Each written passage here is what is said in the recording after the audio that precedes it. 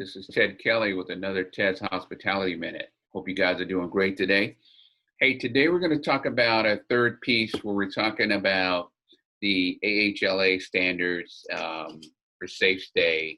And we've talked about previous segments, the public space, communal areas. We've talked a little bit about the guest room requirements. And today we're just going to touch on a little bit on the food and beverage side of what the standard calls out.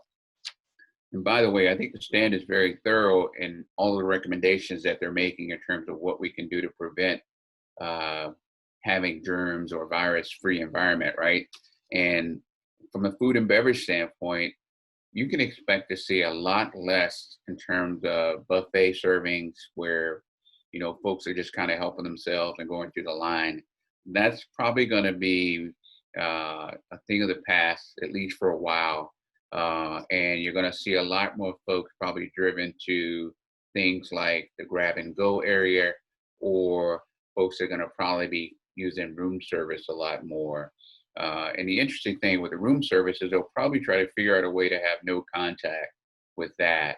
But it's going to be a little bit of a change here as we kind of get back out and folks start traveling again and visiting and, you know, being comfortable enough to want to stay in a hotel.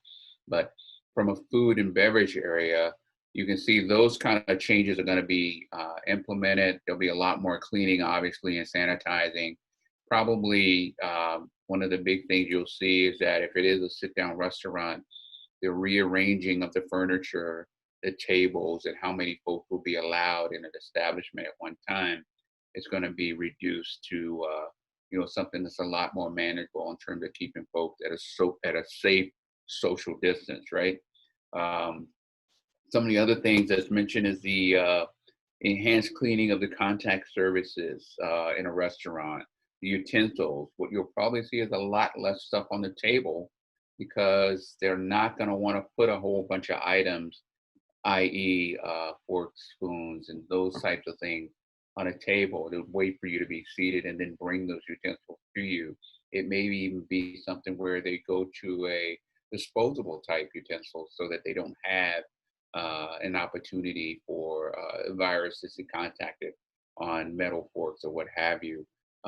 You'll see a lot more sneeze and cough screens being implemented over food displays, in addition to a lot of prepackaged stuff. As I mentioned, you're going to see folks probably being driven more to a grab and go environment so that there's less interaction between guests and, say, a preparer, and the guests can pick that up and just keep moving without having to really spend a lot of time in a certain place.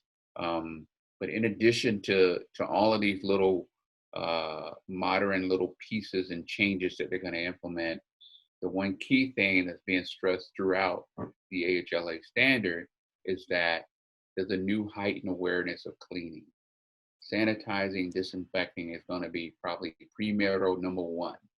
And that means a lot of folks are going to be spending a lot of time making repetitive trips in areas and wiping them down and trying to make sure that they're clean so that they're doing everything in their power to prevent the buildup of any potential germs or viruses.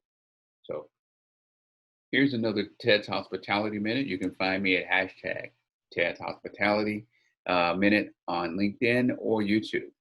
So thanks so much for giving me your ear for a few minutes. You guys have a great day, and we'll see you soon.